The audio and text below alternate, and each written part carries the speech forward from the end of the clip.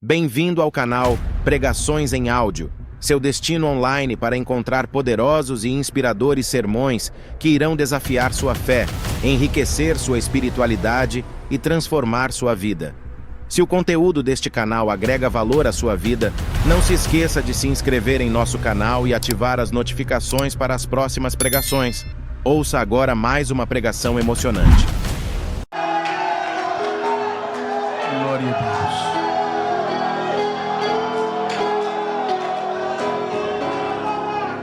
Glória a Deus. Queridos, saúdo a todos com a paz do Senhor. Quero ler o texto, tendo em vista que nós estamos em um trabalho para um despertamento, um avivamento missionário, que é a coluna da igreja, a evangelização aos povos. Eu quero ler um texto que se encontra no Evangelho segundo escreveu São Mateus.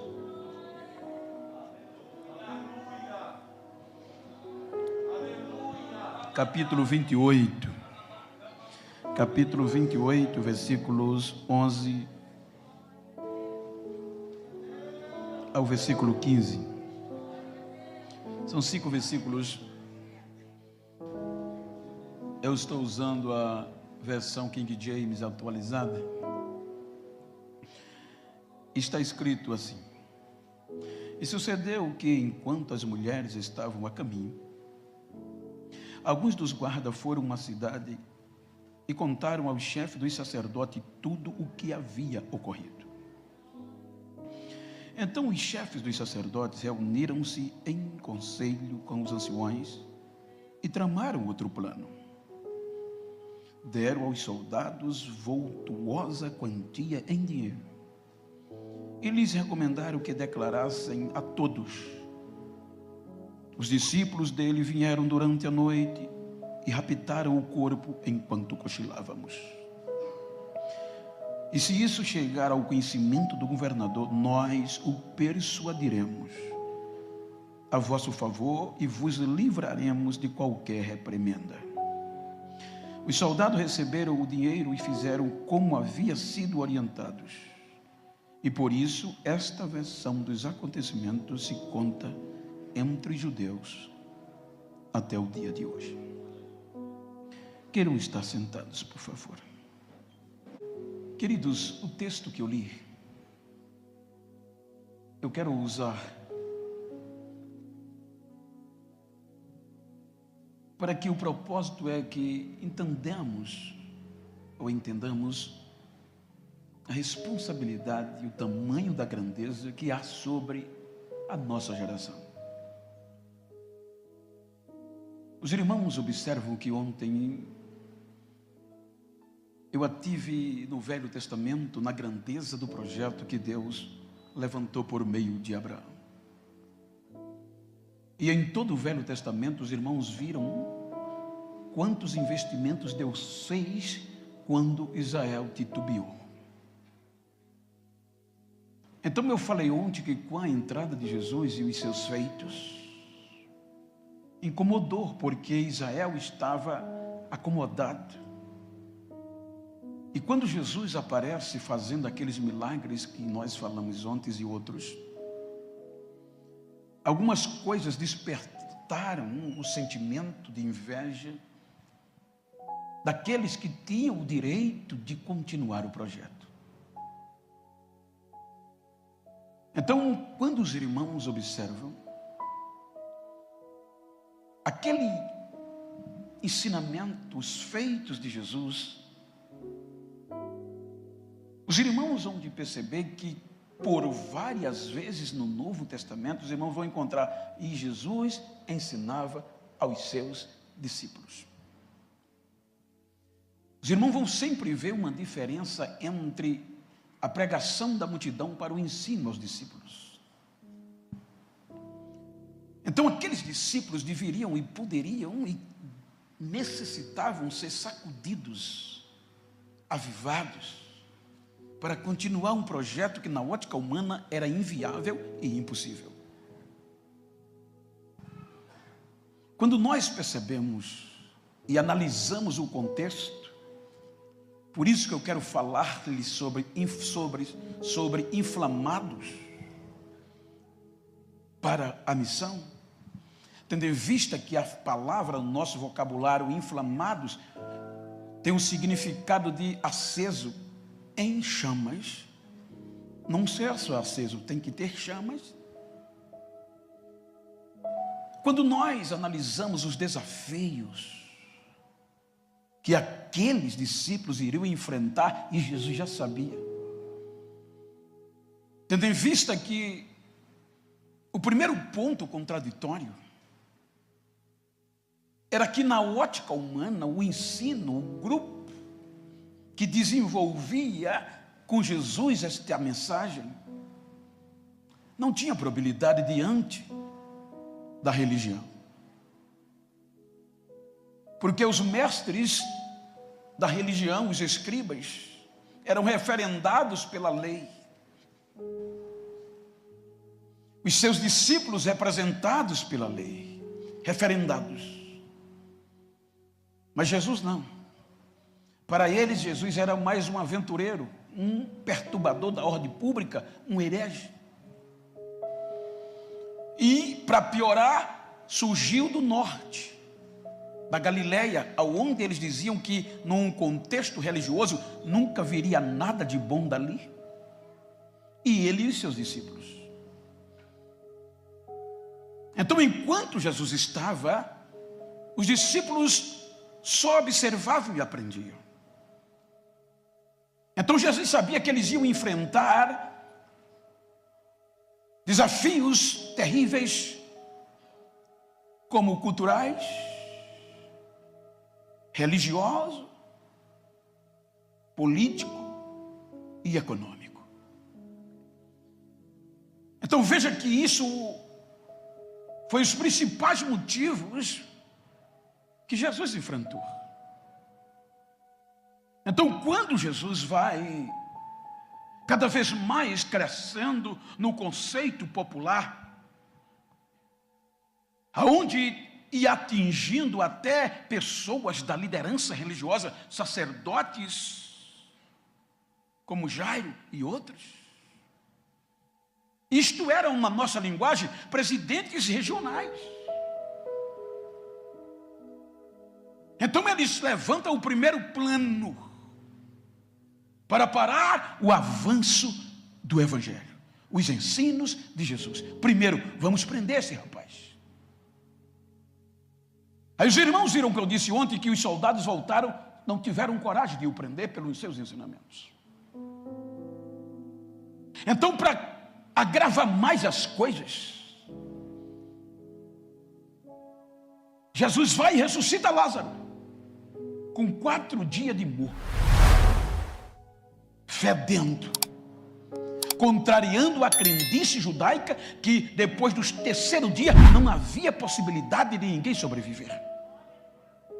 E Jesus vai lá e a notícia eclode. E a coisa se agrava mais quando Betânia, Maria, Marta resolve fazer um culto em ação de graças. E convida muita gente e o Mestre Jesus. Então, a mesa, a Bíblia diz que a mesa estava posta. E sentado à mesa, ao lado de Jesus, estava aquele rapaz que há 4 dias atrás estava podre no sepulcro. Aí o culto em ação de graça atraiu uma multidão, que a Bíblia diz que as pessoas agora iam a Betânia. Betânia se tornou o ponto turístico principal. A Bíblia diz que o povo ia para Betânia, não para ver Jesus, mas também para ver a Lázaro. E quando as pessoas viam Lázaro, se convertiam, acreditavam na mensagem. Aí veja que os poderosos foram lá com o intuito de observar. Quando viram as pessoas se integrando, voltaram, fizeram a reunião e disseram: agora não adianta mais prender, é matá-lo. E sancionaram matá-lo. Então o primeiro plano foi prender, não deu certo. O segundo plano foi matá-lo, porque matando acabava, porque muitos já tinham aparecido se dizendo ser o Cristo, mas nunca nenhum tinha feito o alvoroço que se fez. Aí disseram: vamos matá-lo,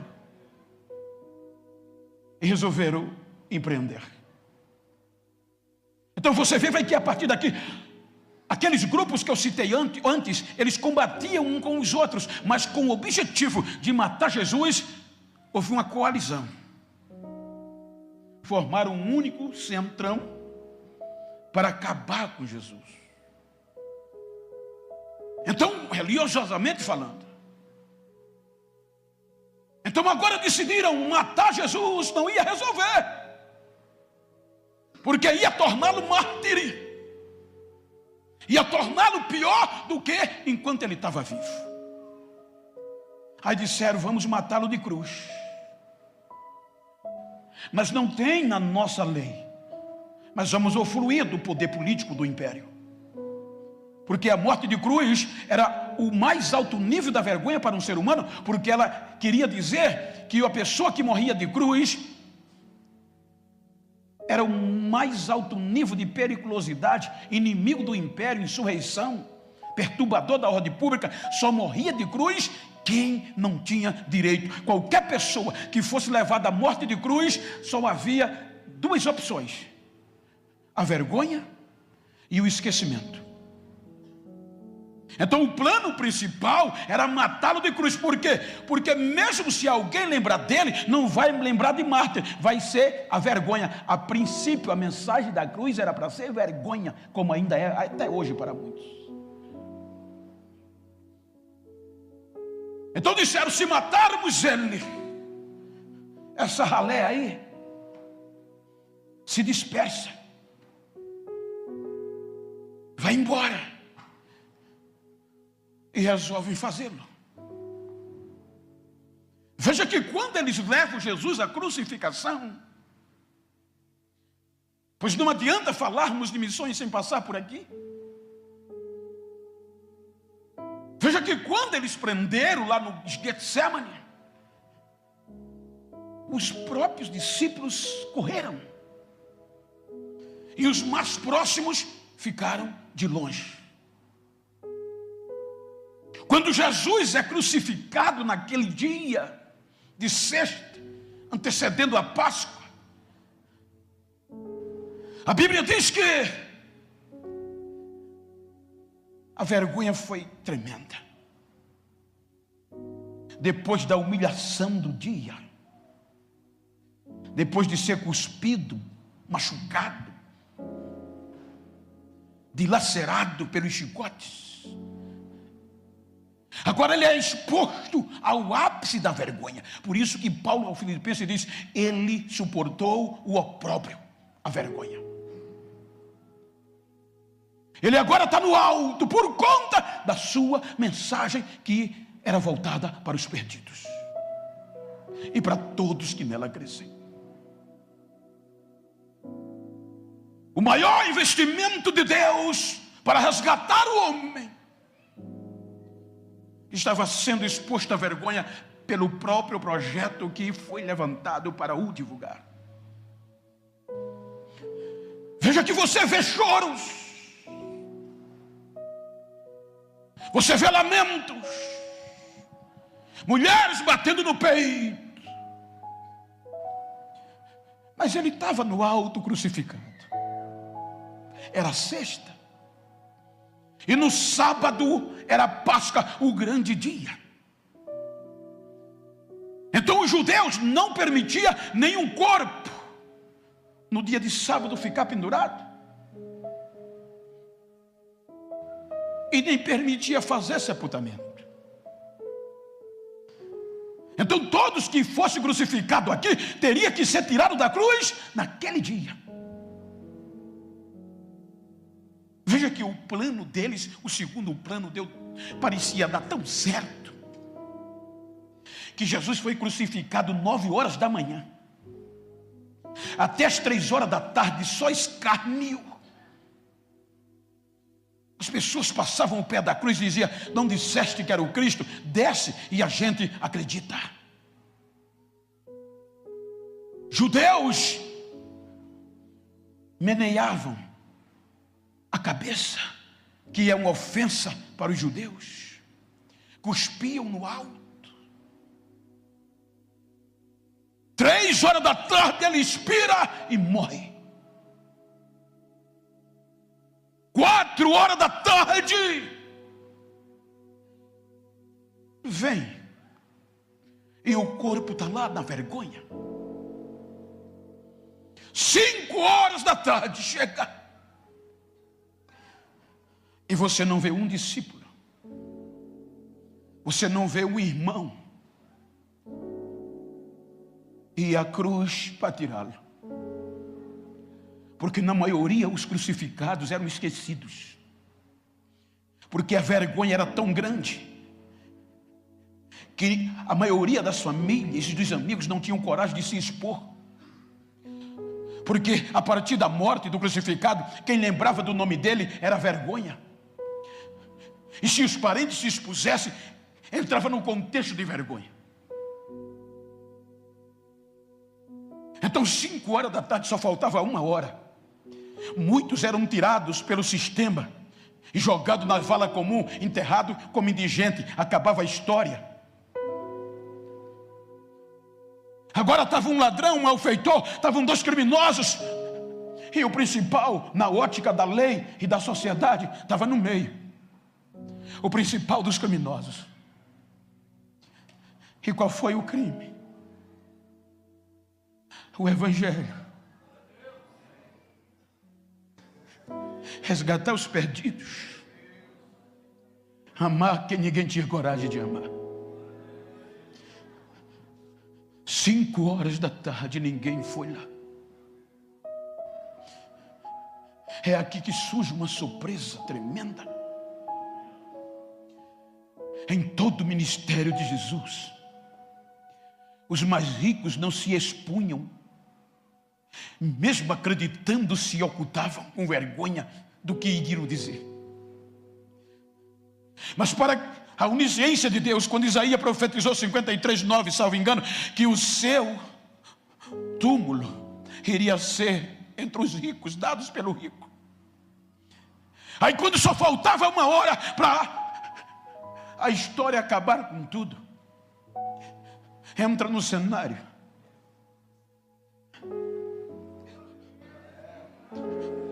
surpreendendo a religião e Pilatos, um homem chamado José, oriundo de Arimateia. Por que surpresa? Porque o contexto histórico diz que ele era rico, senador, era membro do mais alto nível da magistratura dos judeus, o Sinédrio. Então ele agora se expõe e vai a Pilatos e diz: me dá o corpo dele. Enquanto os irmãos, a família e os discípulos não tiveram coragem de se expor, aparece um homem do alto escalão da magistratura e se expõe: deixa eu tirar o corpo dele da cruz. Pilatos é surpreendido, manda certificar que ele já havia morrido e dá ordem para José tirá-lo do túmulo, da cruz. A outra surpresa, Nicodemos. Nicodemos não era um qualquer, ele fazia parte do contexto teológico da lei, era mestre. Esses 2 homens aparecem do nada na história, se expondo e investindo muito valor no projeto Missão.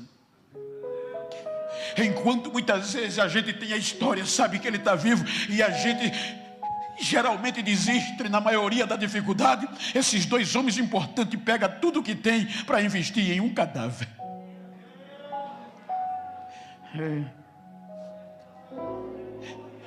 Ele se expõe, tira o corpo dele da cruz, investe nos linhos, investe no tratamento do corpo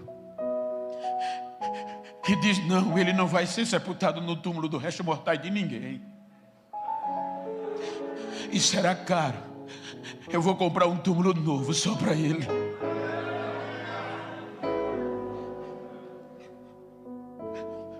Os discípulos não aparecem.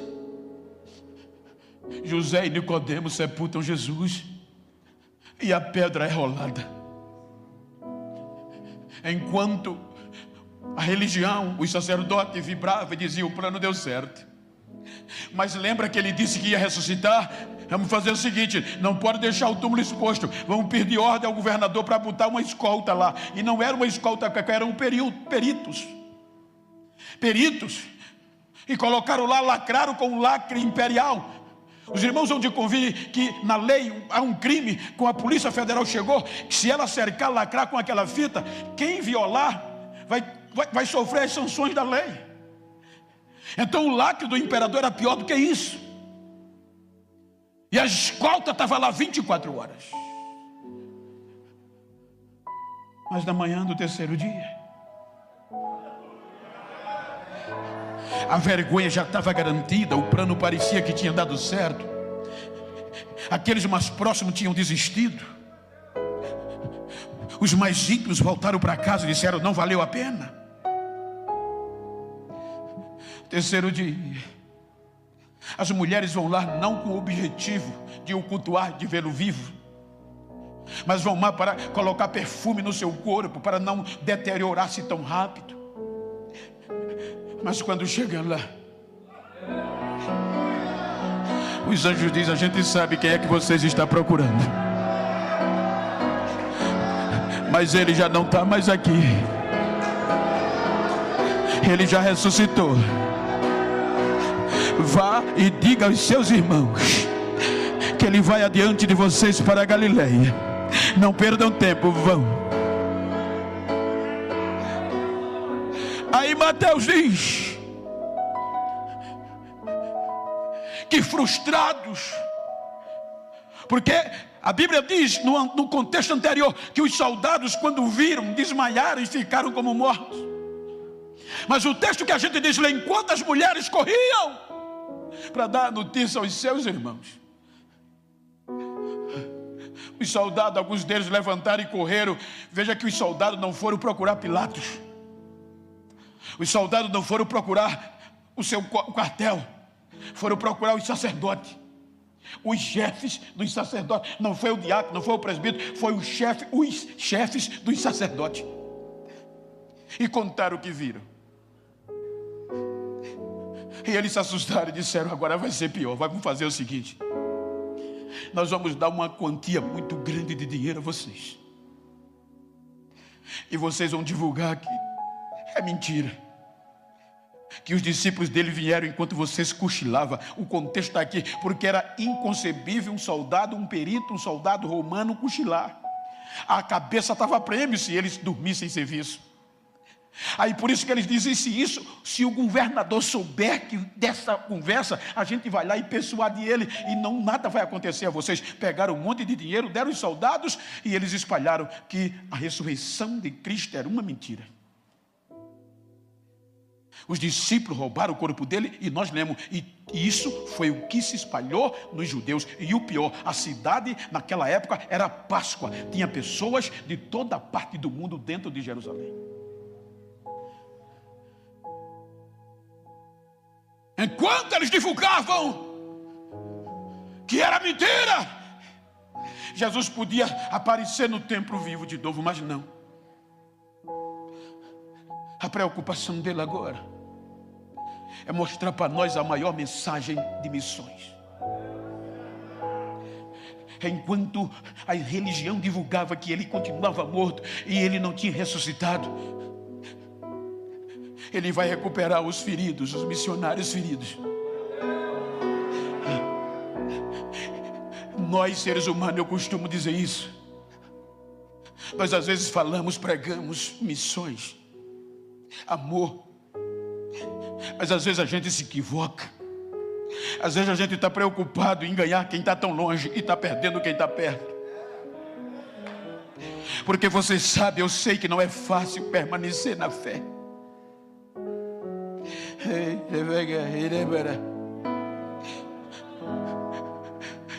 Falar em fé, o pastor Silvino dos Estados Unidos mandou transmitir um abraço, ligou para mim hoje à tarde.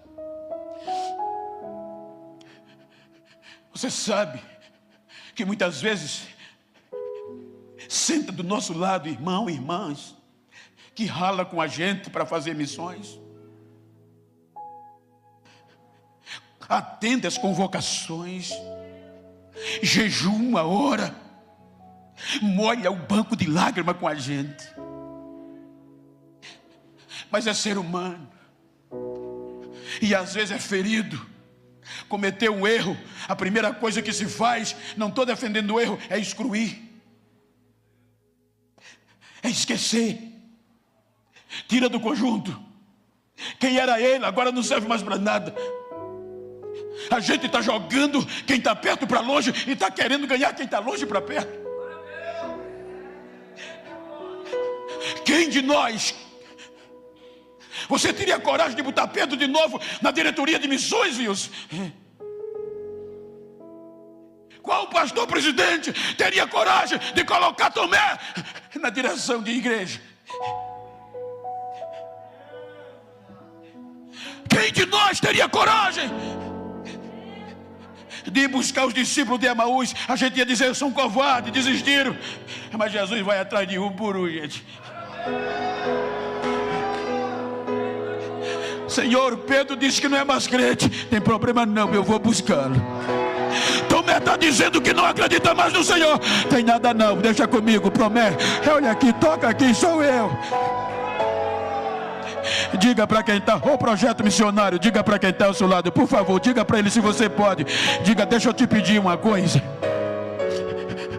Se algum dia eu for ferido, porque eu não sou perfeito, desiste de mim não. Investe.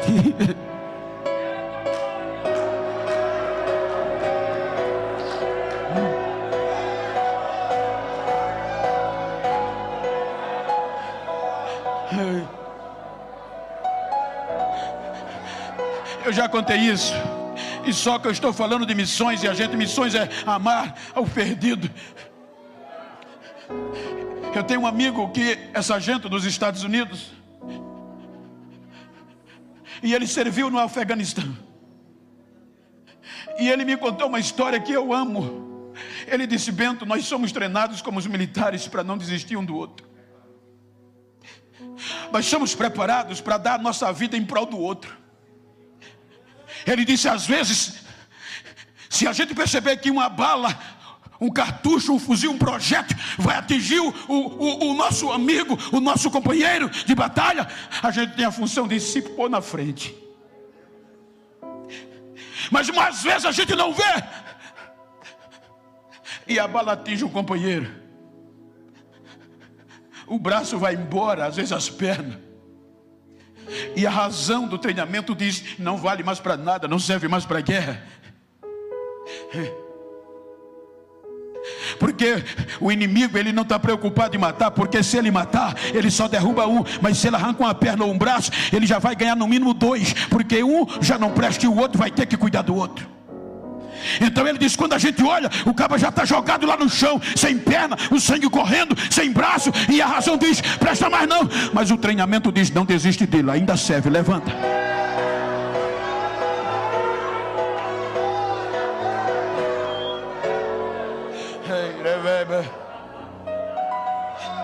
Ele vai atrás de um por um, gente.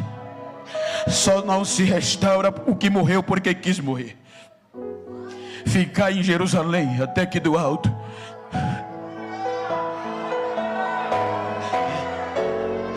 Em Jerusalém era onde tinha as maiores decisões políticas e religiosas. As principais decisões vinham de Jerusalém. Ficar em Jerusalém, para quê? Para fazer missões. Vocês vão ter que ser avivados.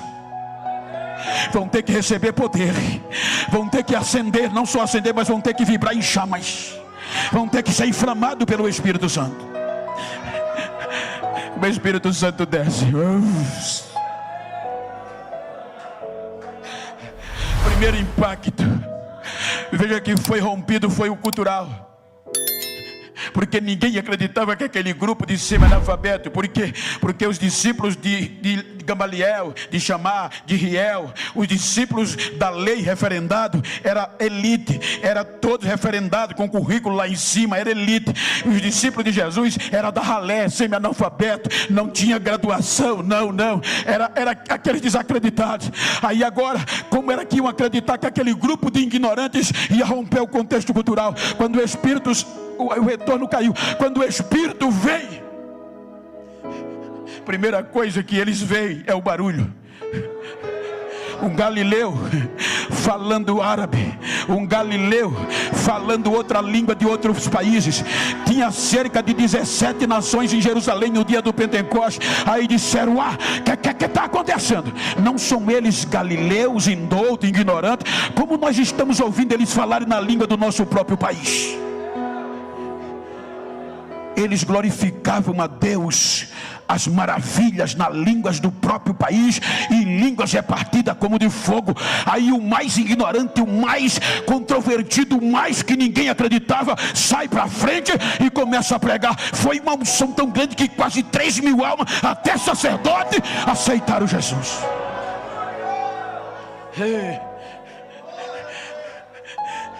Agora não era só palavras, agora precisavam estar inflamados, porque a partir daqui a vida já não tinha mais valor.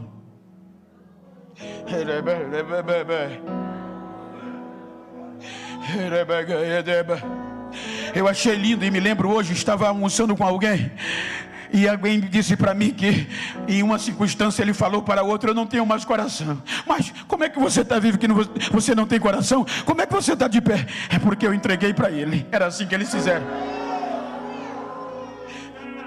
Com aquele advento de Pedro no coxo, João abalou a cúpula do judaísmo. Um coxo foi curado. Veja que está escrito em Atos que eles mesmos olhavam para o outro e diziam: não é possível, a gente conhece esse homem aí que está pulando dentro do templo. Esse homem já faz muito tempo que estava lá pedindo esmola, era coxo. Aí eles olhavam para o outro e diziam: esses rapazes estiveram com Jesus, esse Jesus está vivo mesmo. A gente está dizendo que é mentira, mas esse Jesus está vivo mesmo. Veja que como eles queriam para Jesus, a primeira coisa que a igreja primitiva recebe de ameaça é não falar de Jesus. Era lei. Nós estamos determinando você. E os irmãos sabem que o que era decidido nos sacerdotes era a boca de Deus para a sociedade judaica.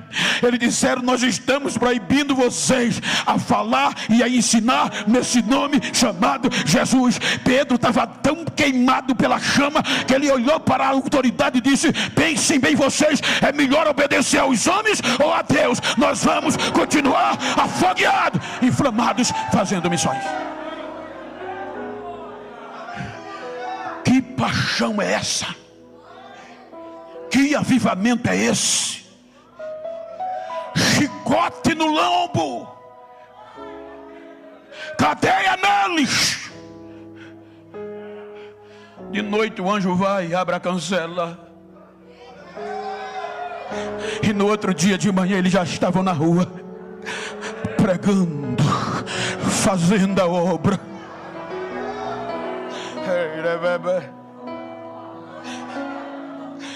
Os 3 primeiros séculos desta igreja foram sangrentos. Como é que aqueles homens que haviam negado recentemente agora estavam diante de ameaças como a própria cruz e não desistiam? Como é que aqueles homens que há poucos dias atrás não tiveram coragem de tirar o Senhor da cruz, mas agora as autoridades arrancavam o couro deles vivos e eles não desistiam mais?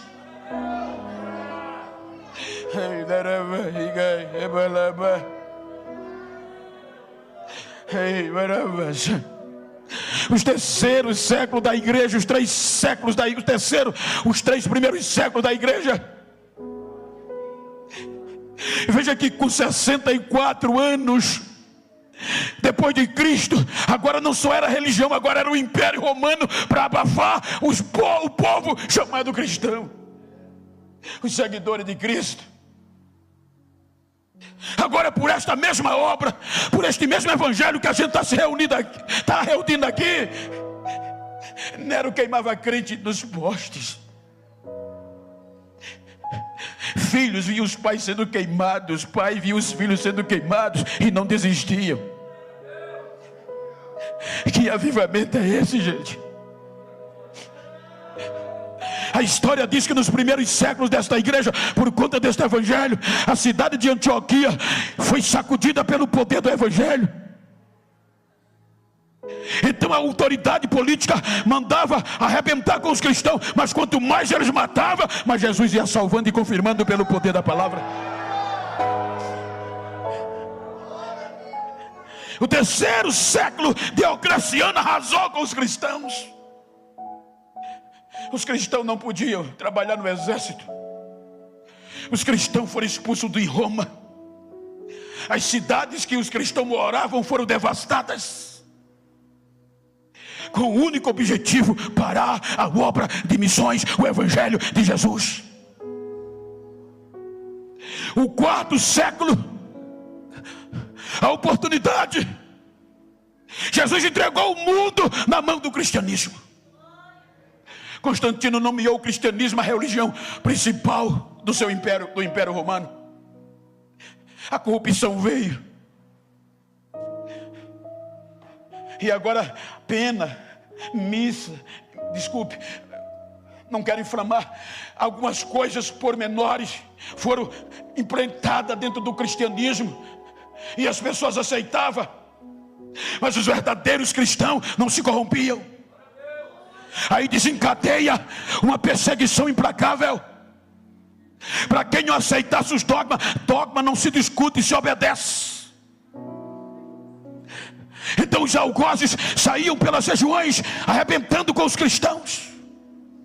A história do cristianismo diz que muitos jovens homens eram deitados cristãos, missionários, em balcões de madeira, de pedra, de barro. Uma engrenagem nos pés e outra na mão, corrente nas mãos, corrente nos pés. Um soldado rodava a roda para cá, o outro para o outro lado. E o algoz no ouvido: ou você desiste, ou vamos estraçalhar você. O joelho se deslocava, a cravícula se abria, e o algoz ameaçando, e aqueles cristãos no meio da dor, os ossos quebrando, eles gritavam: vocês vão quebrar a gente todinho, mas o que está dentro de nós vocês não podem tirar. Que avivamento é esse?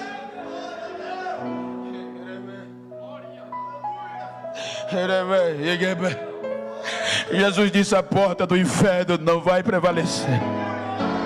Quando ele disse isso, ele não estava dizendo que era o inferno que vinha, ele estava dizendo que era a igreja que ia. A igreja vai, a igreja tem a ordem de partir para cima.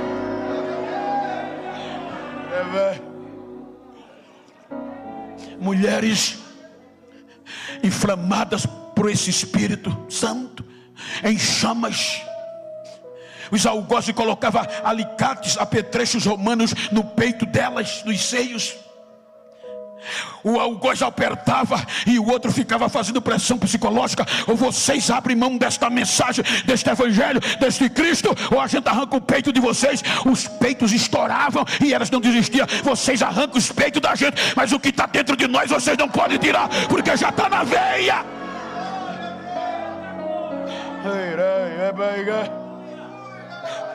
Não conseguiram parar, porque tinha uma geração avivada.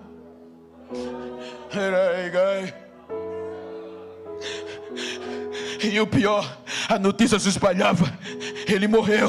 A notícia da ressurreição: ele vive, é para nós. Mas para ele, o que rolava era que era loucura pregar o evangelho. Porque quando eles pregavam, as pessoas diziam: vocês estão loucos, como é que vocês podem acreditar em um homem que morreu de cruz, exposto à vergonha, e dizer que ele está vivo? Aí por isso que Paulo disse em Corinto: ei, se preocupe não, não pare não, porque o evangelho é loucura para os que estão perecendo, mas para nós que somos salvos, é o poder de Deus. Não conseguiram parar. Século 13, 1229.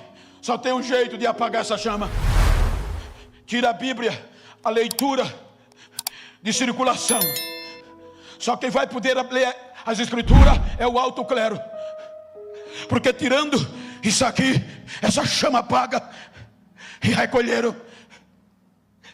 Aí Deus levanta John Hus, o ganso, e ele vai começando escrevendo suas literaturas bíblicas e distribuindo para o povo, mantendo a chama acesa.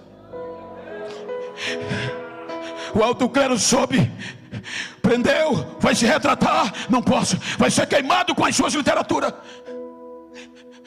Amarraram numa estaca, colocaram a literatura nos seus pés e queimaram ele. Era o fogo queimando.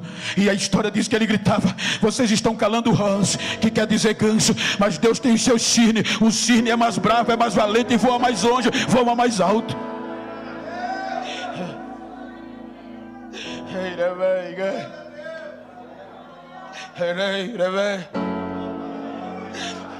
Século 16, 1545, vem a reforma protestante, porque disseram que o sangue de Jesus não tinha mais efeito para a salvação, que a glória não era para saudar mais a Deus, que a fé já não importava tanto mais. Aí vem as 5 solas de Lutero. A pressão para ele desistir foi tamanha, que a sua história conta que um dia ele se enclausurou.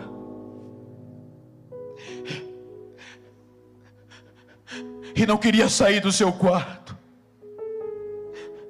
A sua esposa passava e ele estava jogado. Porque isso faz parte de avivamento também. Foi quando um dia a esposa passou pela porta e gritou da porta: eu tenho uma notícia para você. Fale. O seu Deus acabou de morrer. Ele se desperta e disse: o meu Deus nunca morre. Se ele não morresse, você não estava numa situação dessa. Ele levanta. Século 18, 1720, começa o avivamento missionário moderno. O primeiro, segundo alguns eruditos, avivamento de missões modernas por meio dos moravianos. Os moravianos eram um grupo de pessoas, de famílias, 16 mil famílias, 16 mil, que habitavam na região tcheca, antiga Tcheca, região alemã, conhecida como Morávia. Eles eram cristãos. E sabe qual era a base deles como cristão? Era o amor ao próximo. Eles diziam que o amor perdido não era só para um indivíduo nem para um grupo, mas era o dever de toda a igreja, amar os perdidos.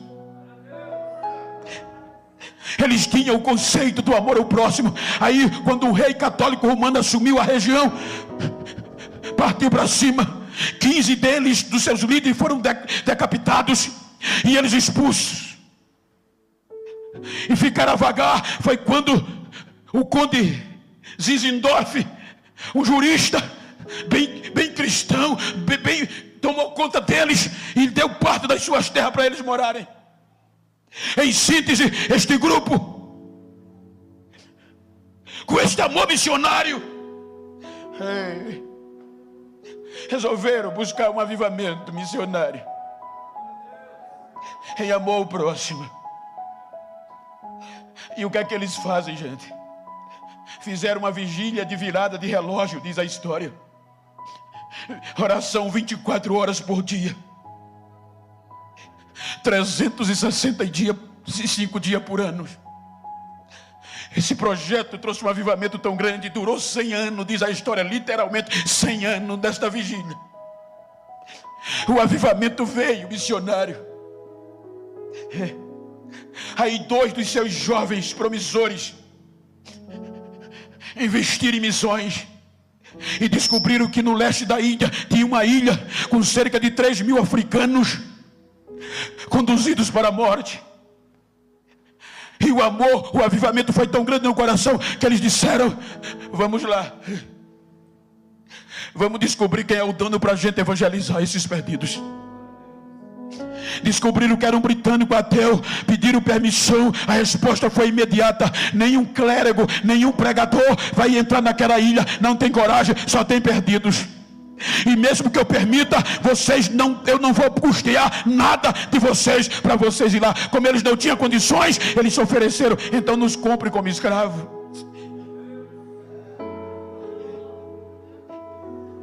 Se venderam como escravos, para o dinheiro da compra pagar as passagens para ir para a ilha.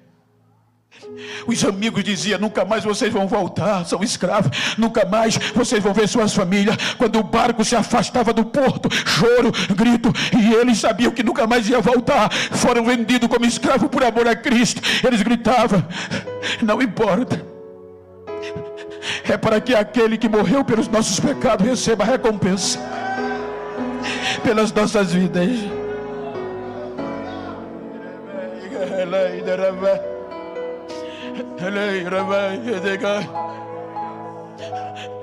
Século 17, o maior caos para o avivamento pentecostal foi o iluminismo, liderado por Rudolf Bultmann, o ícone do liberalismo.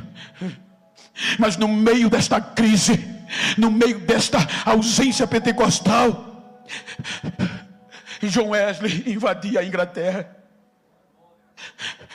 conquistando até o coração da rainha, pregando o evangelho de Cristo. A história diz que um dia alguém de alta capacidade, sem entender por que tanta gente vinha a Cristo por meio dele e como ele conseguia atrair tantas pessoas, quando perguntaram: o que é que você faz? Ele disse simplesmente: eu me lanço às chamas e o povo vem me ver queimar. Eu me lanço às chamas e o povo vem me ver pegar fogo.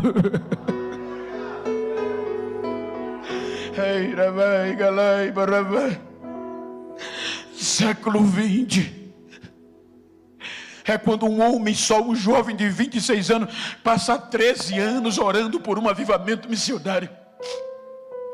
Com 13 anos, Evan Robert desejou, no meio desse iluminismo, pregar Jesus e buscar o avivamento. Procurou um pastor e o pastor disse: vai orar que Deus vai mandar. 13 anos. Com 26 anos, o avivamento caiu. E Jesus, como ele começa a sacudir a Europa, num país menor do que o estado de Sergipe, chamado país de Gálice. O avivamento missionário foi tão grande que os cultos só tinha hora para começar, ninguém sabia a hora que ia terminar. Os trabalhadores saíam das minas, só ia em casa, pegava a família e já entrava nas reuniões. Em um ano, um dos maiores avivamentos missionários conhecidos no mundo. Em um ano, quase de 100.000 pessoas aceitaram a Jesus naquela região. Porque um crente resolveu buscar um avivamento missionário.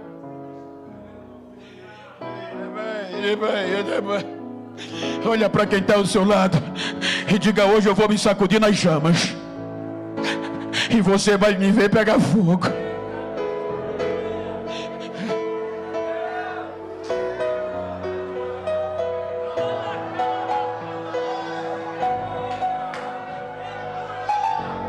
Vocês não saíram da casa de vocês para ver o nego pregar. Um dia procuraram o catedrático, diz a história, procuraram Moody, o engraxate. Não tinha um sermão polido e incomodava os catedráticos. e foram ouvi-lo. Quando ouviram, menearam a cabeça e esperaram ele chegar. Quando ele chegou, olharam para a muda e disseram: agora a gente acredita que Jesus está vivo mesmo. Porque se fosse depender do seu sermão, esse povo não estava aqui. Procure conhecimento, isso é muito bom, mas primeiro procure a chama. Seja inflamado pelo Espírito, que as pessoas vão te ver queimar.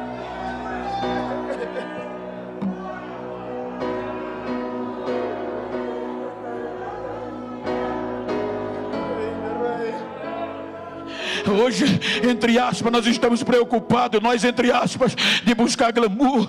Quando Deus inflama alguém, já é cobrando altíssimo valor para pregar. Estamos numa época que já não querem mais pregar, quando o aeroporto é a mais de 60 quilômetros da cidade. Ei, nós não fomos escolhidos para isso, nós somos chamados para pregar aonde quer que vá, na Judeia, na Samaria e até aos confins da terra.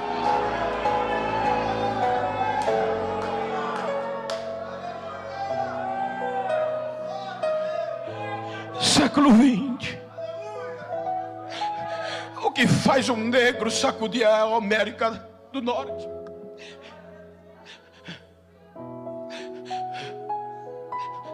Um negro cheio do Espírito Santo, chamado Seymour, sacudiu os Estados Unidos no meio do racismo e do capitalismo, e o grande avivamento da Rua Azusa caiu.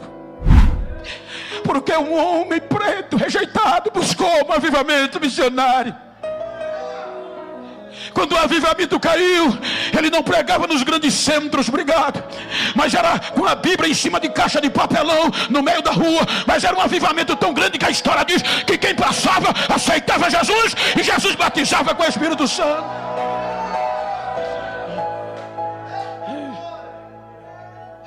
Século XX.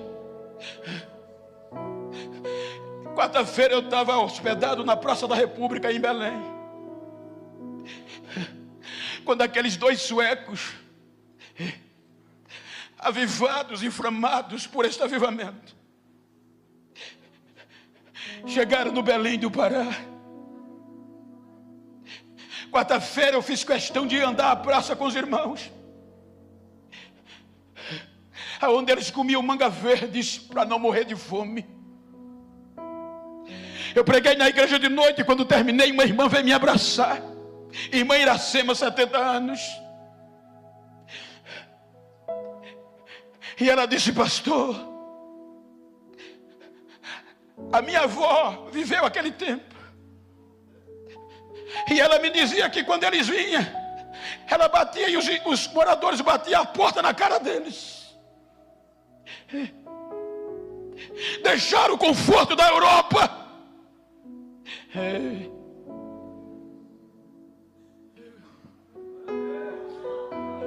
Deixaram o luxo da Europa para vir comer manga verde, para levar a porta na cara. E eles não sabiam que nós íamos nos tornar a maior nação pentecostal do mundo. Tudo começou.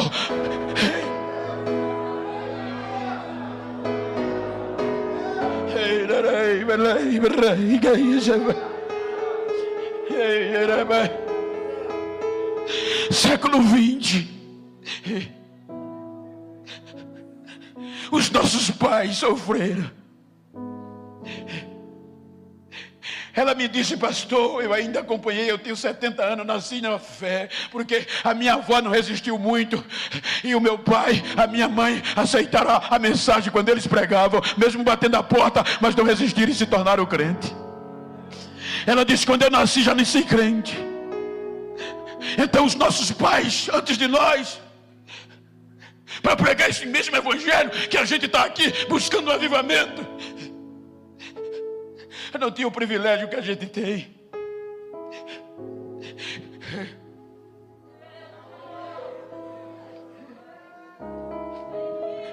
Era pedrada na cara que o sangue caía.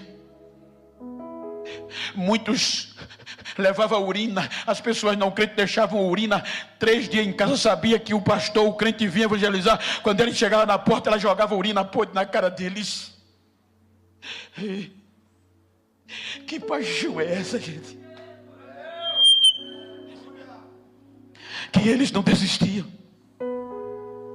Que inflama este? Pedradas na igreja, na cara. Não falavam bonito, não pregavam bonito.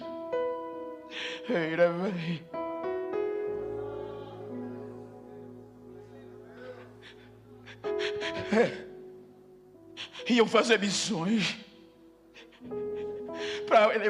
Quando ganhava era uma alma. Andava 12 dias para chegar em determinado lugar. E para chegar lá não tinha hotel reservado, porque não existia. Quando tinha muito para dormir, era debaixo de um pé de pau ou na beira do rio. Uma banquinha na igreja, quando deitava, parecia que ia cair. Não tinha restaurante 5 estrelas. Não tinha direito de escolher o que comer.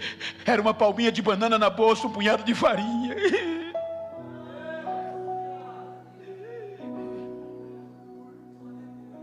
Para pregar este mesmo evangelho.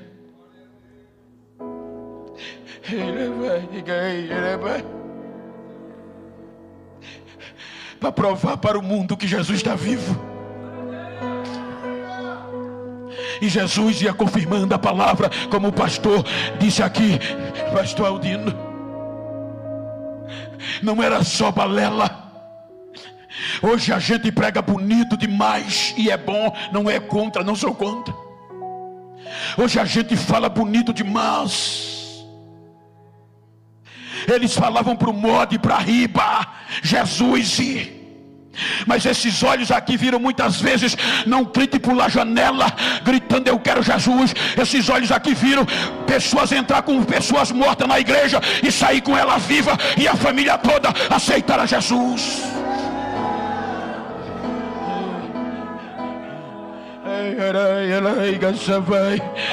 Eu mesmo comprovei em muitos momentos que culto não precisava de famoso, nem de popstar, nem de estrela. Não, o culto começava com o hino da harpa, o avivamento caía, Jesus batizava e os crentes iam para casa em carro de mão, nas costas, movidos por este avivamento.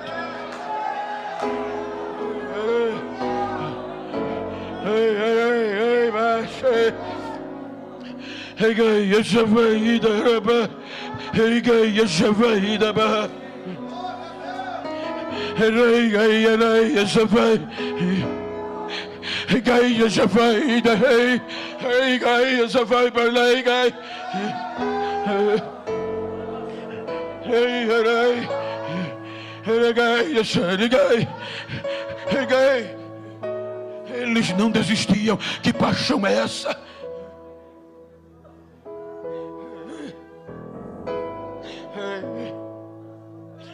Olha para quem está ao teu lado, diga para ele: chegou o século 21. Mas fala com vida, diga: chegou o século 21. Olha para ele e diz: agora é a nossa hora.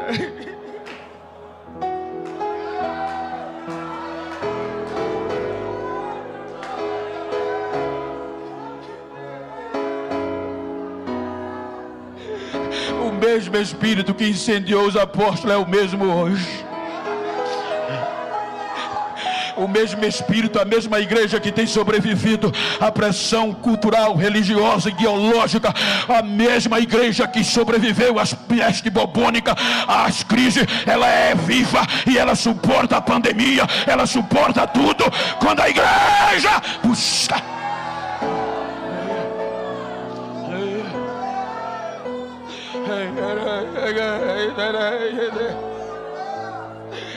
É a nossa vez. Veja que quando Paulo escreveu a carta aos gentios de Roma, os gentios foi quem sacudiram o Oriente, a Europa, a chegaram no Brasil, em todos os continentes. Mas Paulo advertiu, dizendo em Romanos capítulo 11, versículo 25, ele disse: eu vou dizer um mistério a vocês, para vocês não se ensoberbecerem, se acharem sábio demais. Deus endureceu a Israel, que aqueles que dizem, Israel pensou que Deus não ia usar o teu povo no projeto, sobretudo os gentios, mas Deus disse: eu vou meter ciúme em Israel com um povo que não me conhece, que não chama-se pelo meu nome, eu vou me apresentar a ele. Aí Paulo, Deus endureceu a Israel em parte para vocês entrar, e enquanto não cumprir a plenitude dos gentios, Israel vai estar endurecido. Ele quis dizer, enquanto a trombeta não tocar, enquanto o arrebatamento não vir, a vez é minha, a vez é sua, a hora é sua de sacudir Toledo, de sacudir o Brasil.